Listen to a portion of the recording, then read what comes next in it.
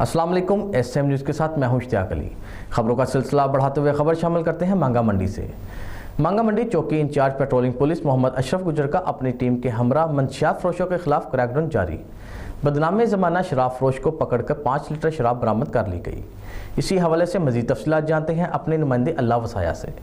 जी अल्लाह वसाया, क्या तफसीलात हैं आपके पास?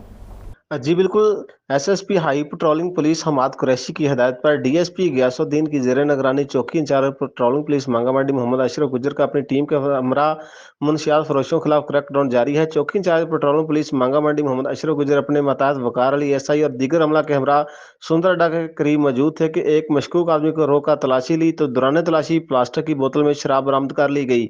मुलजिम की शनाख्त नवीद अहमद वल्द अब्दुल हमीद बागबानपुरा लाहौर के नाम से ये मुलजिम के खिलाफ मुकदमा दर्ज करके मजीद तहकीकात शुरू कर दी गई है। जी बहुत शुक्रिया अल्लाह वसाया तफसीलात से आगाह करने के लिए।